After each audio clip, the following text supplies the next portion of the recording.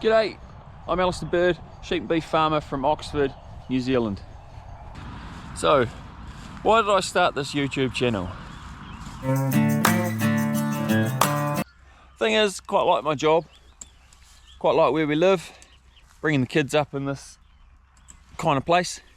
We started a Facebook page about 3 years ago, just trying to gain some exposure for sheep and beef farming in New Zealand, show people what it's really like.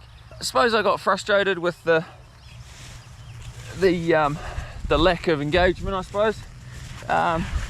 So that's when we decided to jump onto YouTube, try and increase the audience a bit. It's just so much bad publicity in New Zealand. Don't know what it's like in the rest of the world, but over here there's never a good story, or very rarely a good story in the media about farming. It's always what we're doing wrong, someone's mucked up, and the media jump on that. There are some people in New Zealand already doing some bloody good work. Doug Avery or Craig Wiggins, just to name a couple. So we thought we needed to do our bit.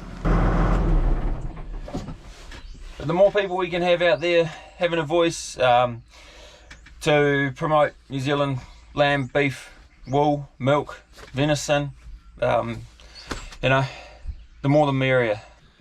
So, under a huge amount of pressure from greenhouse gas emissions off these gills apparently, SNAs, significant natural areas, biodiversity regulations like the block of bush behind me, the constant changes in animal welfare regulations, NATE, M. bovis, TB, list goes on. Hey Bailey.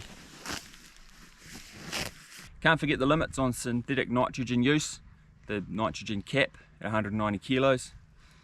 So the use of overseer to get your nitrogen loss number, and then your target reductions you've got to meet in whichever district you're in. And then we got the low slope maps and the regulations on where you can and can't plant your winter crop. So then you've got waterway restrictions, what can drink out of a stream, you got to fence them off or not, do you have to fence them off above a slope or below a slope, or can cattle drink out of it, can sheep drink out of it? But I drink out of it.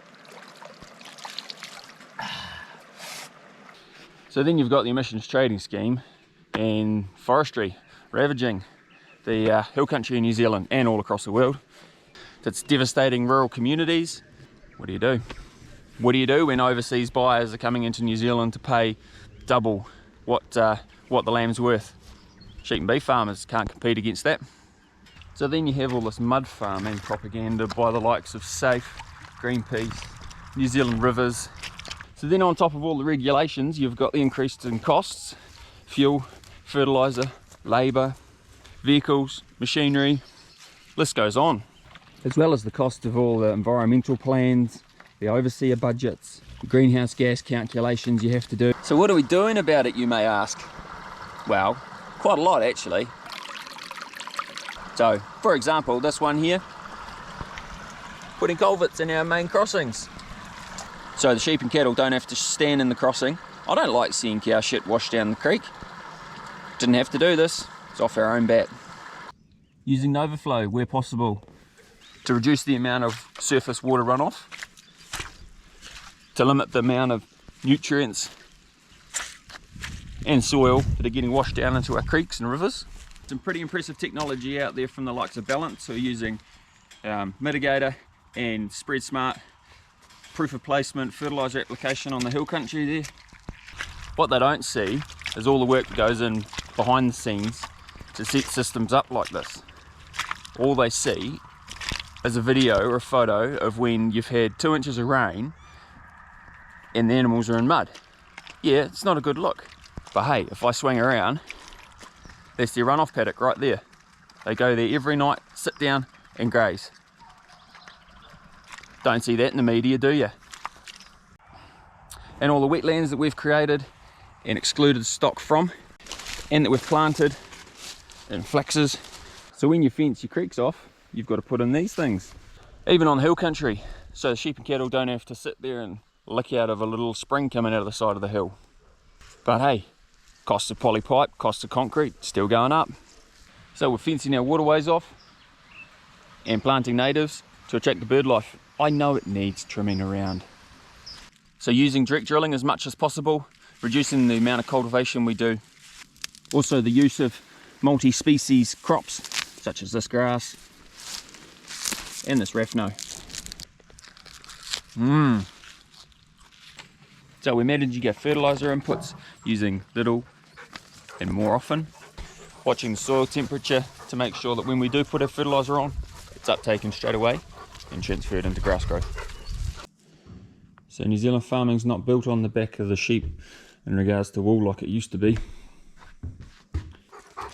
So all these pressures combined have a big impact on farmers' mental health. But with the help of organisations like Rural Support Trust and Farm Strong, there are some people who will listen if you need help with your mental health. So lean on a gate, talk to a mate. It's a great initiative set up by Craig Wiggins, and it's all about connecting with people, letting them know whether you're struggling or not. We also try to fit in the stock classes best where they're suited on the hill country and the flat country. That's to minimise erosion and to stop pugging on the flats. As a farmer in New Zealand, arguably producing the best beef and lamb in the world with the lowest environmental footprint, we're pretty proud of what we do here. So with the hill house and accommodation with on Airbnb, the horse riders that we have on the farm and the people tramping, plus our Facebook and YouTube channel, we can show people a glimpse of what we do here in New Zealand. Put those positive stories out there because the mainstream media aren't going to do it for us. Show people what we do, that we aren't environmental terrorists, that we are doing a good job, and that us personally want to leave this place in a better state than when we found it. Whether it's not for our kids, but it's for other generations to follow us and enjoy being a farmer. So finally, thanks for watching this, and if you wouldn't mind subscribing, following along, sharing this video, get it out to as many people as possible so we can show you an honest snapshot of what it's like to be a sheep and beef farmer in New Zealand.